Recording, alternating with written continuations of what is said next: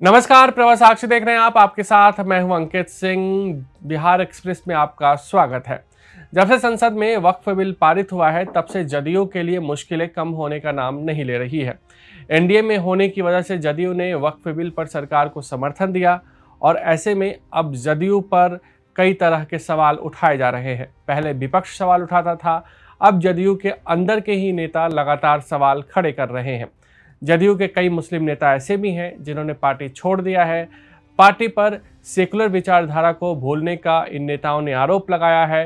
हालांकि जदयू लगातार कह रही है कि ये बिल जो लाया गया है ये मुसलमानों के लिए है, मुसलमानों के हितैषी का बिल है और इसमें कहीं कुछ ऐसा नहीं है जिस पर जदयू को आपत्ति हो। इसके साथ ही जदयू ये भी कह रही है कि हमने जो संशोधन के लिए प्रस्ताव दिए थे उसके सरकार ने स्वीकार कर लिया है। इसी के बाद हमने वक्फ बिल पर सरकार का समर्थन किया है। लेकिन बड़ा सवाल ये है कि आखिर जदयू कहीं ना कहीं इस बिल के समर्थन में क्यों खड़ी हुई। जदयू को जो हमेशा ये मान कर चलती है कि बिहार में मुस्लिम वोट एक बहुत बड़ा वोट बैंक है और ऐसे में जदयू को नुकसान हो सकता है, बावजूद इसके जदयू ने इस बिल का समर्थन क्यों किया। तो ऐसा लगता है कि नीतीश कुमार और जदयू मुसलमान वोट को लेकर बहुत ज़्यादा चिंतित नहीं है। जदयू को इस बात का भी एक तरीके से देखा जाए तो उम्मीद है कि जो भी मुस्लिम जो थोड़े ओपन माइंडेड है वो नीतीश कुमार को समर्थन करेंगे।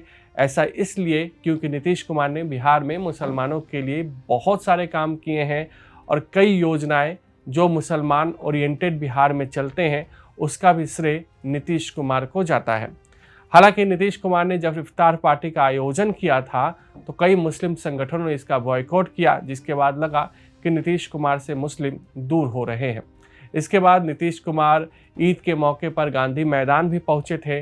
हालांकि उस दौरान भी नीतीश कुमार लोगों से तो मिल रहे थे, लेकिन मुसलमानों में वो उत्सुकता नीतीश कुमार को लेकर नहीं थी जो हमेशा दिखाई पड़ती थी। लेकिन अब ऐसा लगता है कि मुस्लिम वोट जदयू के लिए फिलहाल के समीकरण में बहुत ज़्यादा मायने नहीं रखती है। इसका बड़ा कारण ये है कि लोकसभा चुनाव के दौरान जदयू को मुस्लिम वोट बहुत कम मिले थे। जदयू के एक सांसद ने तो ये तक कह दिया कि हम काम तो सबके लिए करते हैं, नीतीश कुमार जो हमारे नेता हैं वो काम तो सबके लिए करते हैं, लेकिन मुस्लिम और यादव ने हमें वोट नहीं दिया है। हालांकि मैं उनके लिए काम करता रहूँगा। इससे अंदाज़ा लगाया जा सकता है कि लोकसभा चुनाव के दौरान भी मुसलमानों का समर्थन नीतीश कुमार को नहीं मिला था।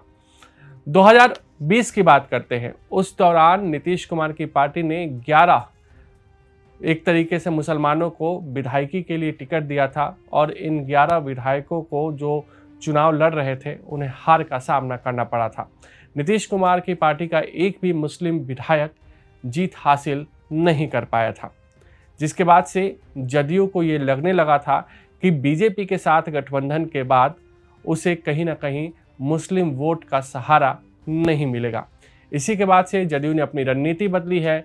वो दोबारा जब एनडीए के साथ आए तो और भी एक तरीके से कहा जाए तो बदली हुई रणनीति के साथ वो आगे बढ़ते रहे। भले ही नीतीश कुमार कहते रहते हैं कि हमने जो किया मुसलमानों के लिए किया, हमसे ज़्यादा मुसलमानों के लिए किसी ने कुछ नहीं किया।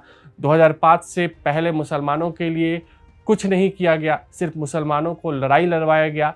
लेकिन मैं जब से सत्ता में आया मुसलमानों के लिए काम किया। अब सब मुस्लिम को एक तरीके से हमने संरक्षित किया है, उनके लिए कब्रगाह बनाए हैं, उनके लिए मदरसे बनवाए हैं, उनके लिए कई योजनाएं चलाए हैं। ये नीतीश कुमार तमाम दावे आज भी करते हैं, लेकिन जदयू को अब मुस्लिम वोट की उम्मीद नहीं है। इसका बड़ा कारण ये है कि जदयू फिलहाल बीजेपी के साथ गठबंधन में है। ऐसे में बीजेपी जहां है वहां मुस्लिम वोट नहीं है, इसमें कोई दो राय नहीं है और ये जदयू को भी अच्छी तरीके से पता है। तो ऐसे में जदयू आखिर इस तरीके के समीकरण पर क्यों ध्यान दे रही है। हालांकि मुस्लिम वोट जदयू को नहीं मिलेगा, लेकिन बावजूद इसके जदयू टेंशन में क्यों नहीं है, इसका बड़ा कारण हम आपको बताते हैं। दरअसल जदयू के पास अपना 11 से 12% वोट है, जिसमें महिलाओं का वोट है, दलितों का वोट है, ईबीसी का वोट है, इसके अलावा ओबीसी का वोट है। साथ ही साथ अगर देखा जाए तो जदयू जब आरजेडी के साथ होती है तो उसे 4 से 5% मुसलमान और यादव का वोट मिल जाता है। तो जदयू का टोटल वोट 16-17% हो जाता है। वही अगर जदयू बीजेपी के साथ होती है तो जदयू को उच्च जाति का वोट, ईबीसी का वोट और ओबीसी का वोट मिल जाता है और इसके बाद भी जदयू का 16 से 17% वोट हो जाता है। तो ऐसे में वोट बैंक के लिहाज से, वोट परसेंटेज के लिहाज से जदयू को बहुत बड़ा नुकसान नहीं हो रहा है। हाँ, एक बात जरूर है कि परसेप्शन के हिसाब से जदयू को नुकसान हो सकता है, नीतीश कुमार की सेक्युलर छवि को नुकसान हो सकता है, लेकिन जदयू के वोट बैंक पर बहुत ज़्यादा असर नहीं पड़ेगा और यही कारण है कि जदयू मुसलमानों को लेकर फिलहाल कोई टेंशन नहीं ले रही है। जदयू को पता है कि उसे बिहार में एक तरीके से सत्ता में और मजबूत रहने के लिए 16 से 17% का वोट चाहिए, जो बीजेपी के साथ गठबंधन में उसे आसानी से मिल सकता है। अगर आप भी लेना चाहते हैं देश दुनिया की तमाम जानकारी तो आज ही सब्सक्राइब करें हमारे चैनल को।